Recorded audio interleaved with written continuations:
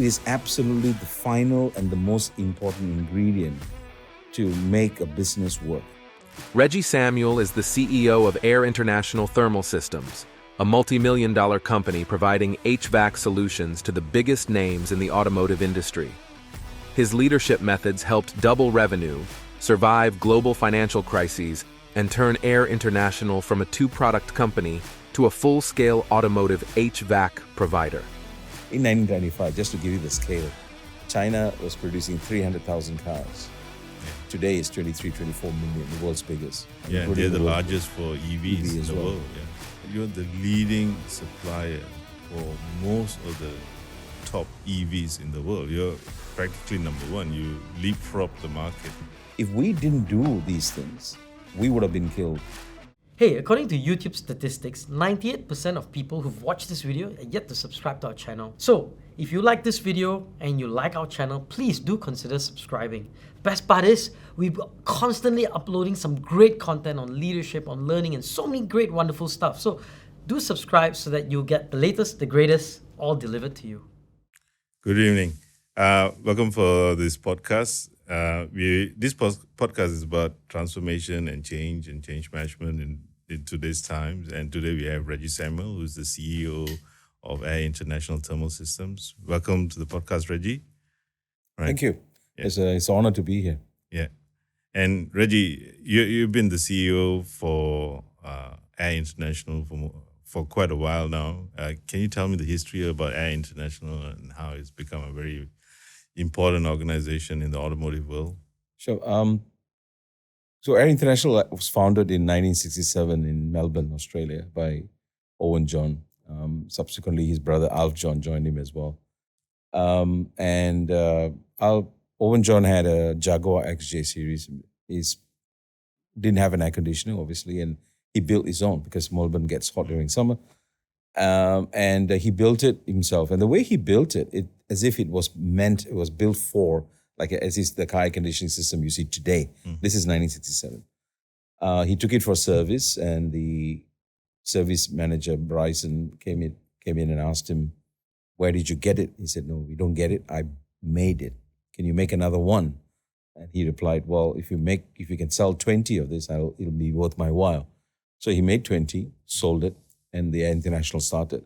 So Air International, from that point on, was a aftermarket air conditioning unit. So therefore, cars coming into Australia, we were fitting in for Datsun, Nissan, for Mitsubishi, for Volvos that were coming in, and obviously for Jaguars were coming in. They built and give it to the service centers, and they fit it after the car is purchased. So business that started with scale. Yeah. And there is a history of Air International that's being written by historian / reporter for a writer that actually focuses on companies that are still, Australian companies are still around, in spite of the non-support, if you like, of the Australian government to the automotive industry, his angle. The book will come out and I'll share a copy with you. It's very interesting. I'm part of that book where I talk about the current story of Air International, in spite of all the issues in Australia, how they survived actually by understanding and realizing that the market is actually going to change. They moved to China in 1995. We had an operation in China in 1995. In 1995, just to give you the scale, China was producing 300,000 cars. Yeah. Today it's 23, 24 million, the world's biggest. Yeah, they're the largest for EVs in the world. Yeah. And so then we went to the US, then we went to China. Again, we had two locations in China, one in Chongqing that supported Ford, one in Michigan. And then we went to India, we went to Thailand, we were in Mexico now, California, and Brazil, and also in Slovakia. It was very, very nice, actually. We came a full circle on the 50th year of our founding that we won a program with Jaguar Land Rover. All right. So we were always an aftermarket, never had a Jaguar Land Rover business. So the Land Rover Discovery that you see on the roads here, around the world, 100% of it is actually fitted with air conditioning from Air International. That we build that assemble that in Slovakia, and that's where Jaguar Land Rover plant is. So we've come a long way. Obviously, the company is now owned by the Chinese entrepreneur, Chinese company listed in the stock exchange. But the brand Air International is synonym for, we created a slogan called "We Create Comfort." And I'll talk about that a little bit more about some of the direction. But today, you're the leading supplier for most of the top EVs in the world. You're practically number one. You leapfrog the market. Of course, a lot of people will put statistics and then argue one way or the other. But if you think about China, and there's no argument about China being the lead. And if you think about the volume-wise, yes, we would be number one. Are we supplying to the BMWs and Audis of the world? No. But they are also not very high volumes in EV because they've been really slagging behind the China. In China, you not only have, in fact, if you like, the China leapfrogging the world is actually a bit of the Tesla model. Neo came in with completely no experience of making an EV. And that's the beauty of it, right? Totally out of the box. Literally, you don't, to make a car, you need to know a lot of stuff. You need to have an engine, you need to have transmission. Well, for the EV, essentially, just you need I shouldn't make it too lightly, but you need a battery. The rest of it is technology. Correct. It is literally what an iPhone is to a lot of people. I mean, it isn't a phone, it's actually a tool. So the vehicles, Neo, for example, our first full system that we have done, not just the air conditioning, but we did the whole thermal management of the vehicle. The interesting part about why thermal EV is such an important part of Air International and also for companies, our competitors, is previously we just have to make the passengers feel hot or cold, right? But now we have to think about another entity, which is the battery. Correct. Battery needs to be kept at human body temperature. Too cold, it doesn't work. It drains. Too hot, it obviously dangerous as well. So thermal management is very, very important for electric vehicle. Plus, another actually development in the electric vehicle is a lot more electronics are in play. Correct. With a lot more electronics in play, a lot more heat comes out, right? Some of the studies have shown that it's the amount of electricity or number of heat comes out from the electronics is equivalent to having one additional passenger in the car. So it's a big load for thermal management. I know, talking about the electronics, and I recently read an article where Ford was telling that they are at least 20 years behind Tesla and Neo when it comes to making these EVs, purely because of the electronics and how electronics are built in vehicles, because it was always driven by the suppliers and proprietary ownership of the suppliers. Right. Whereas the EV changed all that, right? EV market changed all that, and it's actually more managed by the manufacturer himself, right? And you work closely with the manufacturers. Yeah, so the Ford CEO actually said those things, and it's something that we've been telling all our customers as well. The difference is exactly that. Now, as if it's like a revelation when he said it, but it was known to everyone. The barrier's completely gone away. But what Tesla did and what Neo is doing, what Li Xiang in China is doing, by the way, another company that Li Xiang is producing wonderful cars,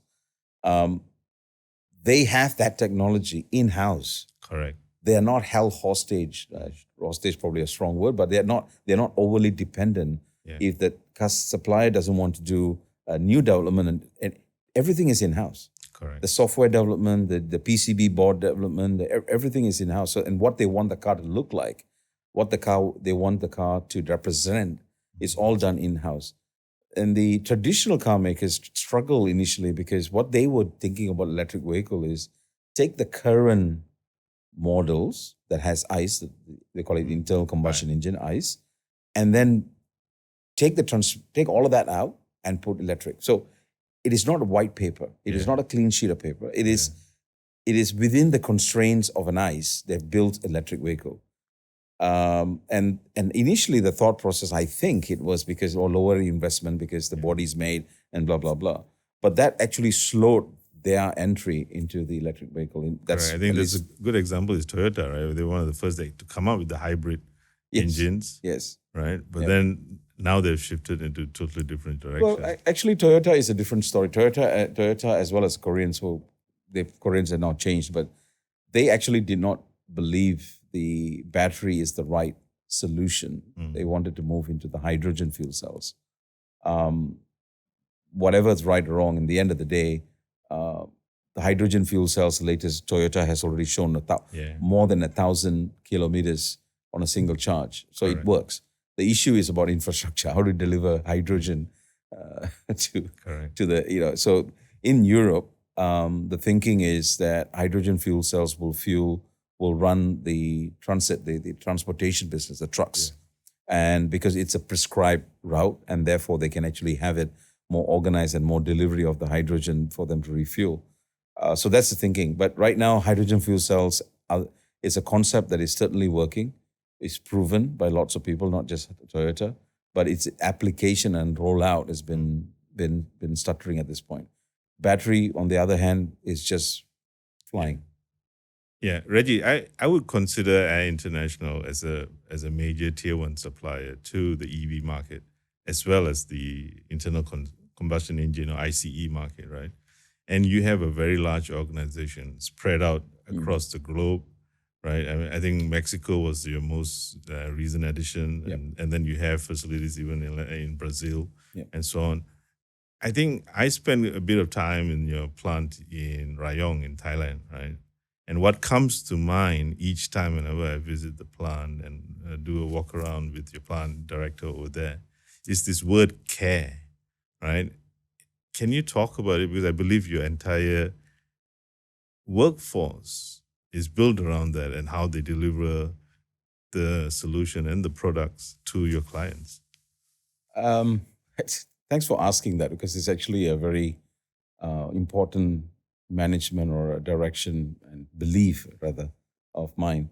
So first of all, let me tell you the story behind the word care. So I was in Shanghai, and typically what do you do, like you do, I know for a fact, is you come to the office, you put your bag in the office, and then you walk down to the plant and just walk around, mix around with people, see what's going on, talk to people.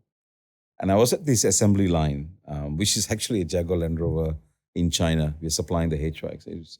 As you know, the assembly line, it finishes one station and moves to the next. There are quality controls, quality checks, and the light is green, it moves, otherwise it won't. There are certain parameters that system will check that have you done the assembly right? Have you put the doors correctly? Have you put this actuator correctly? Blah, blah, blah. So, and it was going on fine until came to this one lady, and the light was green, and she stopped, and she called a supervisor, and she said something. They were talking in Chinese, obviously.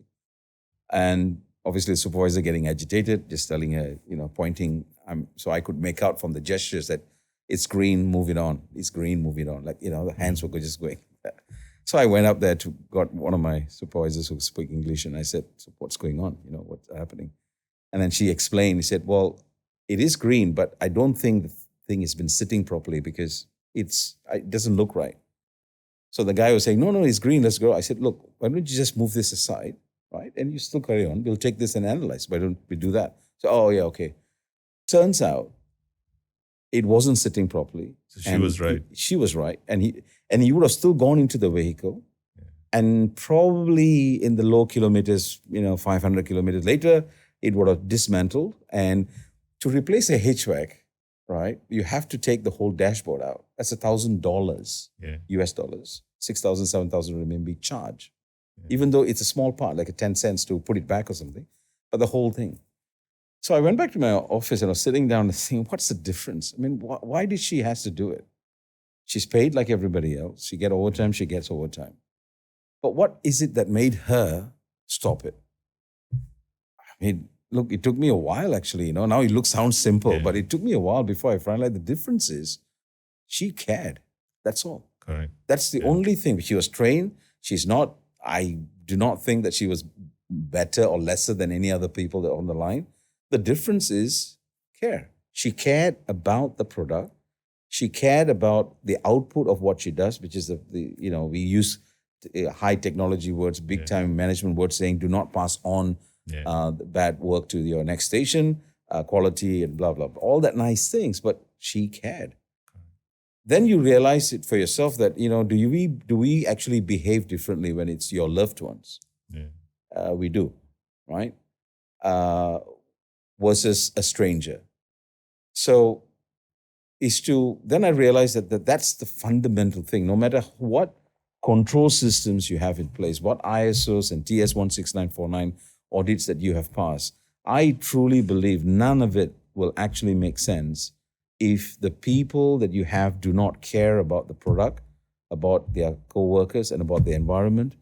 It is absolutely the final and the most important ingredient to make a business work.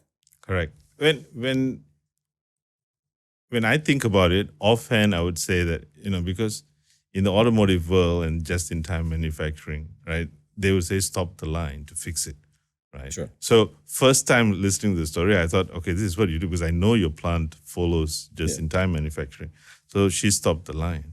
But truly, when she cared, it's her setting up an example which helped you use it to help to build the culture of your organization at the shop floor. Yeah. Because failure at the shop floor is cheap. Yeah. Failure, like what you elaborated, right? But if it goes to the customer's end and if it fails after 500 kilometers, that's expensive. Yeah. Right? And customers are not going to be happy with that, right? So the culture that you set up, can you talk about it? Right? How CARE drove the culture in Air International? Look, I'm not going to, hopefully by the end of this conversation, I hope, not giving you the impression that this I've solved it. Yeah. It is a hard thing to do. And we stumble. And no matter how much I believe that the CARE is the right thing and everybody says, yes, the right thing, the HR has gone up and put posters around everywhere. And as you saw in Thailand, you go to Slovakia, you'll see it too. It's difficult. It is very, very difficult to implement. However, so what we do is, we have done is, it is an over communication process. Keep harping on it. Yeah. Keep telling everyone. Newcomers that are coming, we'll tell them that it's on the poster. It's meetings we take when we come into an issue. We said, you guys, you see that the reason why this happened is link it to that CARE. Didn't care enough? Did you not know that somebody's reading this financial report or this quality report? Did you not care? Simple things like the data is not even clear. They cut and paste something else, it's blur. It just happened to me yesterday. And the person is talking about something important, but it was on Teams and nobody could see it. All right. Right? So again, what we brought back, I said, guys, there were 15 people on the call. You're presenting it on your screen and you knew the numbers, but the rest of us didn't see. What's missing here is that I think you need to care about this particular event. Yeah. Take every opportunity you can to make that into a learning experience. This is the most difficult part. If you have a TS169, a prescribed formula, everybody follows and check Goes through the box and so forth, no problem, yeah? But when you have a CARE, which is an emotional content or emotional link to your work, it's very difficult. Yeah, because it drives satisfaction. Yes. When you get it right. And then you link it to why sometimes, and of course you elaborate and why you didn't care. Well, I didn't care because the guy who's not performing gets the same thing as I do. It's a very complex situation. So even though you try to put it out, it's over communicating, communicate, like everything else, right? You taught me this too, actually. Just keep harping on the same thing, even though it sounds like a broken record, but people will get it. And I believe in visual. Yeah. If you see it, you'll remember it. Correct.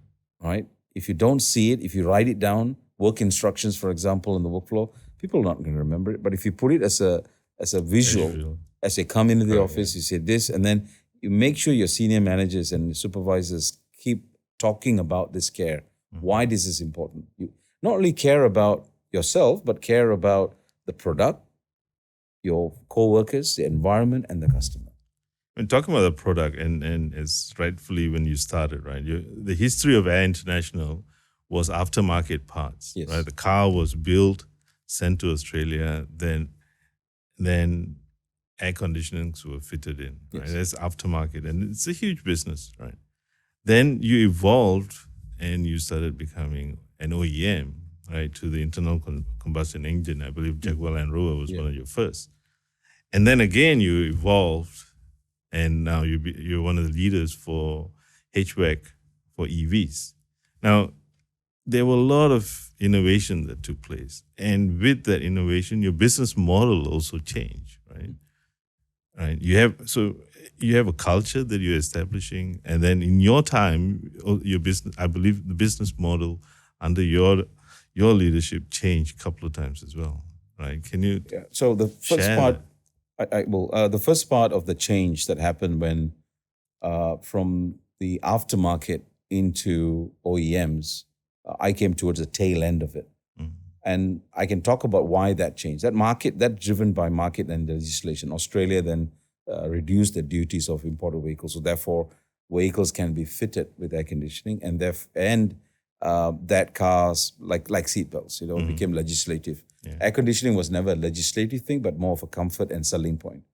So when that happened, we decided that we could design, and the previous owners, the shareholders, decided to invest on the design of an air conditioning, because we know how it works. So therefore, it's just a matter of actually designing it and then creating a test lab in Australia, wind tunnel, and so on and so forth. The biggest change after that, of course, from there came a lot of smaller product innovations. Like the one of the things that we use, the heart of air conditioning, is the evaporator. Correct. The mechanics in Malaysia will call it cooling coil. Yeah. They were made. Some of it were made of copper. Then copper is weight, and so they changed everything to aluminum. So there's the innovation of each of the components. Cars needed to be quieter. If everything is quiet, the thing that they hear is the air conditioning. So that needs to be quiet. So that's small. I'm going to skip all of that part to in 2010. We decided that China is going to be the growth center. We were not doing well in China at all. So I was asked to come to China in 2008. I joined this company in 2005. 2008, we were way behind everybody else in China, even though we were one of the first there. And a few things that opened my eyes was that the Chinese were not waiting for anyone. The world was thinking that Chinese is going to be dependent on the West for them to be where they are. The Chinese had different ideas. Yeah. We are going to be where we are going to be with or without you. Yeah. Right? So I realized that hit me straight in my face in 2010. And I said to the board at that time, I said, guys, we have to take this. We should be the only ones that are actually going to be in China for China. Every other, our competitor is the headquarters still control drawing releases, the innovations. All that is done in Japan or Europe or whatever in America, but not in China. So we changed that. We built our tech center, and today these guys are just out of this world, just absolutely out of this world. They've taken what we have done, into a different ballgame altogether to become what you just initially said, one of our leaders in China, and therefore the world, because we supply more volumes. The reason is because you find that the work ethics and the need for knowledge, the absorption of knowledge in China is just second to none. Correct. And because they're hungry, they never had it. You see, there's two different things. Yeah, it was the right time as well. It's the right time. Policies was changing. The government was changing the policy about environment. China has one of the toughest environmental laws. They had to beat all of those things. In fact, if you have a car that is produced in China, it's actually almost automatically passing the laws in Europe, which everybody thinks is the toughest. So China is tough as well. So we built a tech center and in China and started hiring people. And the guy that is leading it today has been with us for he's the longest other than me. I'm 18, so he's 21 years. Mm-hmm. And that's rare. So he's leading it right now. Dr. Jim Moo is actually the leader. Through his team, we have grown from 10 people. The other day I was talking to him and looking at his numbers. We had 10 people in 2010. We have now 240 people. Yeah. It is truly a tech center that's not just built to print. They are actually innovating in the way that we do thermal system. Now, how to drive that? It is driven by not a culture. Ours is a bit different. It's driven by a survival mode, meaning now that our COVID happened, people talk about it more. But at that time, it was a binary. If we didn't do these things, we would have been killed. Air International wouldn't have So existed. if you didn't change your business model, you didn't innovate. Yes. Yeah. So just give an example. When I joined the company in 2005, Air International did not make an evaporator. The part of the air conditioning, we were conditioner. buying from our competitors. Right.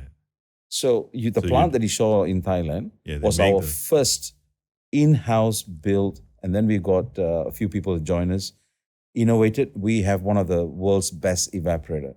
Yeah. When you compare back to back, it is one of the world's best. Not of course, other people are actually as good or slightly better, lesser than us, but we are there from zero, right? So 2008, comparatively in the automotive world, been around for so many years, we started making our own evaporators in 2008. But that evaporator that we were making in 2008 were copies of the design that was given to us. Not copies, they were, we bought the design. In 2012 is when we started making our real Air International own, 2012. So it was more driven by what the market needed, what we needed to survive. And these are the signs that, so what me and my team actually saw or read the market and made sure we are going after that. And we were building the team around it. Okay.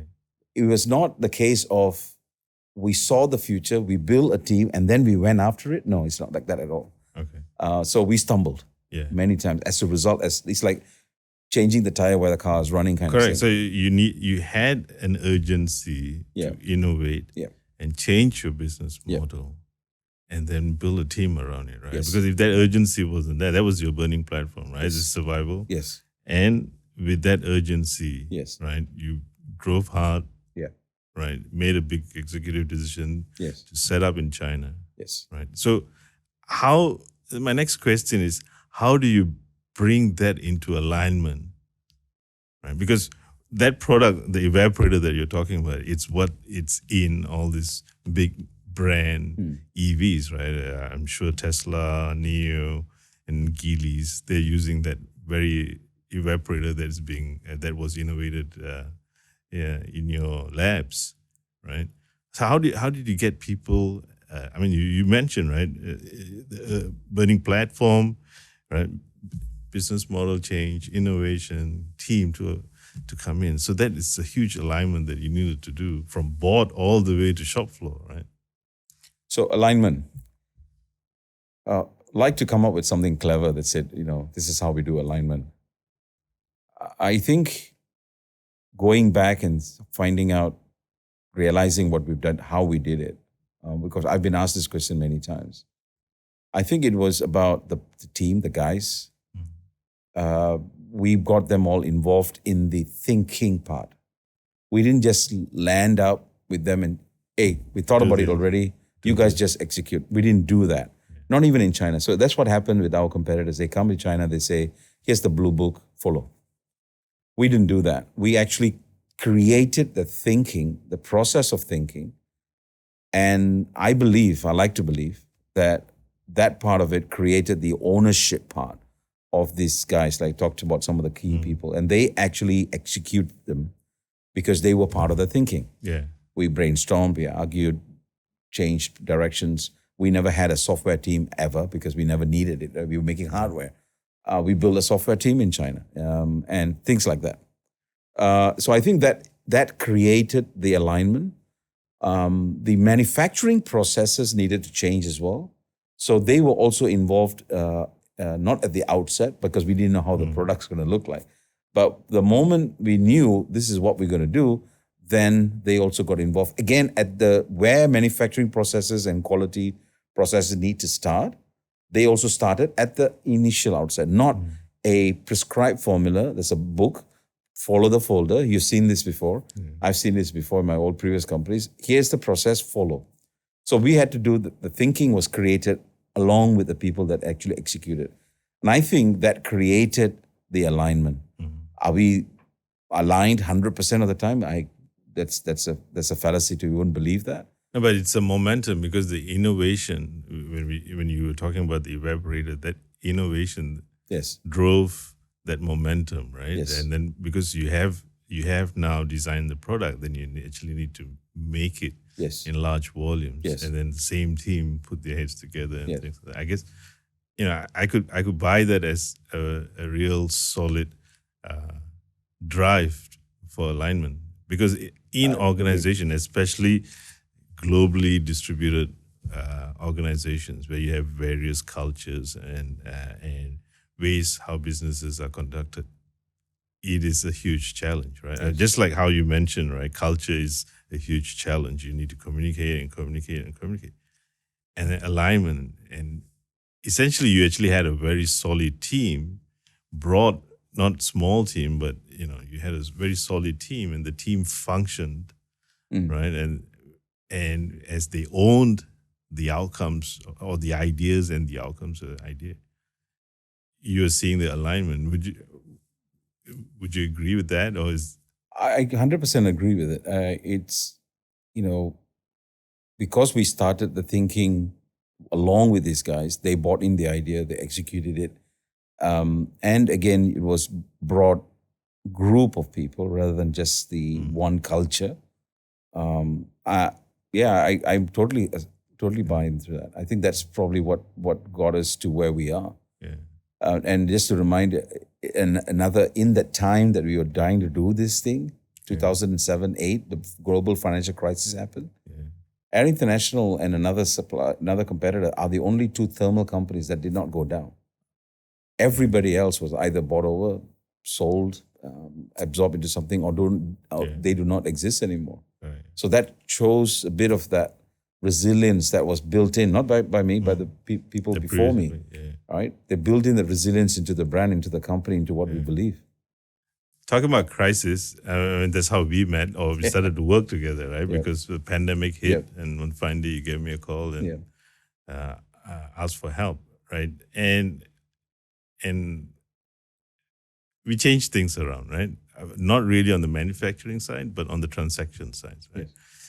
And how hard was it to drive that change from your point of view, right? Because new things were introduced, stop the old ways of working. It's not innovating, but it's more thinking and thought process that had to change using facts and figures. It was really hard for us because we never had to think about, in this particular context, what you're talking about is the supply chain management. Yeah. We never had to think about these things because it wasn't so volatile, right? Okay.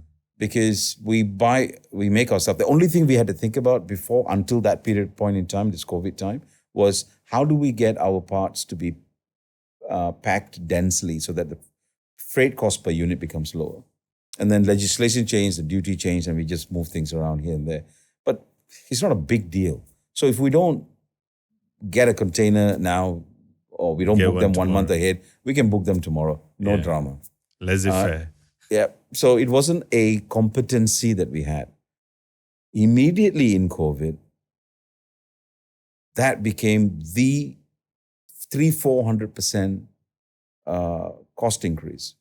And take a step back. Why did we come to this point? Because as we were growing and making that change and the investments, we started doing what everyone else was doing. We made our focus factories in certain regions around the world. Thailand became one. Mexico became one. And China was always there. So anything that we needed from a thermal management, from a heat exchanger, needed manufacturing footprint, everything is going to come from one of these sources. So it was predominantly Thailand and China. So these products now got to travel thousands of miles to the final locations where we are assembling our HVACs for the customer. We ended up having, like everybody else, air freights and bills that turned the company into losses. Freight never drove for losses, right? Mm-hmm. Drove during the COVID time, volumes were down, number one. But second part is the freights. Can't get freight, so we don't want to stop the customer, so we air freight. And air freight, as you all know, is very expensive. And everybody has done that. But then what most our competitors and everybody else that we know came out of it faster than we did, because they realized that they got to put something in place. We didn't know how to do it, because we were just picking up the phone. Hey, I need a container. I need 5 containers to Mexico or to Michigan. Can you handle it? And we didn't even bother the door-to-door concept. We just said, send it there and then we clear it. We have an agent to clear it. Yeah, the freight cost per unit is not, we're focusing on the material cost and the labor and quality aspects of the production. So what you had opened our eyes is the whole world of how you do your planning. So you don't simply get to the container buying or booking.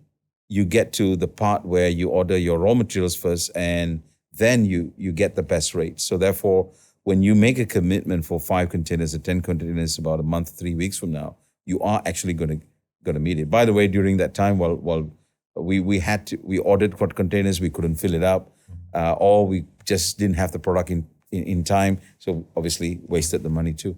So what you help us bring about is just freight is just not freight. Freight is an integral part of what you do. Now, the cost of freight is still coming down, but it's not yet at the level pre-COVID. So it is still now has become a significant part of our cost structure still today because we are shipping things and working capital. Yeah, that's the other thing where somebody says it'll take 55 days to ship. It'll take 55 days. Correct. Today, because the ship owners may do something different, 55 days is not 55 days. It could be 80 days, which means your cash is now on water. Yeah. Again, significant amount of cash was tied up, which you helped release in that project that you did for us, using Thailand as the basis. It was the easiest thing for us to do.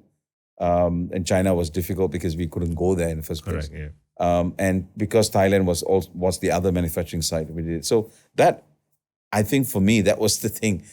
Freight is a different world altogether. The team now in Thailand understands this. They have now helped train the people in Mexico, so they understand that too. Yeah, and Slovakia too. And Slovakia, by the way, and Slovakia, you're right. Yeah. And so they understand that whole process doesn't just start by picking up the phone and making a call to your freight forwarder, who then calls the ship owners, the containers. Then you got things like refrigerated containers available. It's cheap. It's a different. It is world. A chain, right? So, and many manufacturers miss that aspect of it. Yes. But what is interesting is when COVID or the pandemic happened globally, a lot of organizations that was China-centric, they started moving out of China. But you were already ahead in that aspect because you had plants in Mexico, right? You had plants in Slovakia. You were already closer to the customer. It's the term what they say, nearshoring. Nearshoring, yeah. Right? So you already embarked on it. So because of that, your supply chain efficiency was higher to begin with, right? And I believe today, with the improvements that was made in the overall supply chain, you are seeing a lot more efficiency, a lot more benefit. Yes, and your customers are much more happier. We are. The customers actually, they never felt it anyway because they only know if we don't deliver. Correct. When the lines is stoppage, right? Which can happen, we've never, during COVID time, we've never happened. We made sure, and the cost of making that happen. Yeah. So the customers always only going to know if he's not there. Yeah. They really don't care if you ship it via Timbuktu or whatever. Yeah. The product must be here at the quality, at the price that I deducted. So for us, is our freight cost is now more disciplined. We now know, we can forecast. We know, although it's going to take 2 months to reach, we know the cost already in 2 months' time, what it's going to be. It's clear for us. We still got, as I it's told still you, a learning process, but it is improved. Yeah, it's still a long process because some of the freight forwarders that in China are not up to that standard, but they are good rates. You sort of got caught between, do I give them or not? That they don't have the reporting, blah blah blah. So it's still there. You're tempted always to go to the lowest cost because the guy gave you lowest cost. He promised you door to door. Yeah. And I think if I be honest, we are missing that knowledge, like what you did. Remember when you did the RFQ process? Yeah. If we had done it ourselves, we would have just taken the lowest cost and be done with it, right? You had this list of questions you asked, and I think if I'm not, half the guys who were in the RFQ were kicked out. Correct. Yeah, because they couldn't fulfill. They couldn't understand, or they couldn't even respond to some of the questions which even a novice like me, when I was reading the question, well, they should know these questions, these answers to these questions, but they didn't. So that I think we're still missing. Yeah. If you ask me and I be honest with it, but we'll get there. Yeah, and just to comment, right, before we wrap this up, right. My best experience working with you is the plant that you have in Rayong that sits next to the Ford plant, right? Yeah. And that is purely a supermarket for the Ford factory. Yes. Right. And I believe, coming from my background, that's a very world-class operation that you have there, right?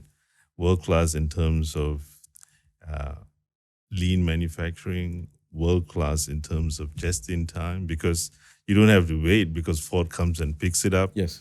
And they return the empty basket, right? And then you start another batch of production and things like that. And that, it's something that heads down to the guys over there, right? I've never seen something as amazing as that. And I keep talking about it to many people. Yeah. Right? So I got to give that credit down to Daniel Luca, the general manager that's there. He just absolutely, focused on this so much to the point sometimes I said, Yeah. But no, he will not let up. The result is 2 years ago we were awarded global quality.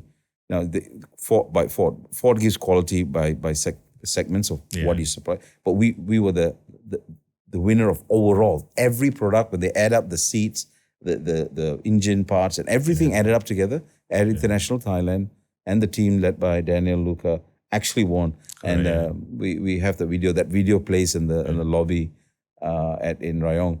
It's a testament of the kind of guys that we have in our organization that actually is like a dog with a bone. They basically believe in it, and they will not let up. They will not take a shortcut in that approach. And so to hear it, I've seen this from day one, but then to hear it from you on why it is world class, that give me more pride actually. Yeah, because for me, it's a summary. It is about culture, because the team over there, they have that culture of discipline, quality, right? That's why Ford recognizes that, right? And then the product that you're making is innovative, right? So your business model is driven by the manufacturing process, right? And everyone's aligned, not just your team down there, right? But even the customer, because they want that process, right? So it's extended all the way up to their doorstep, because they come and pick it up themselves, and then they send it empty and then make a new one for me, right? And that summarizes to the structure that you have. And for me, all that 4 aspects of it makes it a world-class site. So I think you've met one of the supervisors or managers in Thailand. I've asked Daniel to help. She's now in Mexico. All right, helping. Definitely, to help with that particular process, because we're having a bit of challenge there. So she's out there, and she's agreed to stay until end of the year. And a lass from Thailand in Mexico, and a woman too, and she's very good. And you know her very well. She learned it from Daniel. She's been operating like that in that plant for the last 5-6 years and more. And now she's in Thailand, and the guys in general manager in Mexico is telling me, oh, thank God for her. So it's nice to hear. You've seen more companies than I have, and you've seen operations more than I have. But when you come and tell us that this is world class, I think the guys really got a kick out of that. Yeah, sure. Thanks for that. Well, on that note, Rejie, thanks for the session today. I think it was wonderful having you on board. Well, good luck on the rest of the podcast. And I know that you're coming up with a book as well. I can't wait to maybe get it for free from you. For sure. All right. All right. Thanks. Thank you. Cheers. Bye.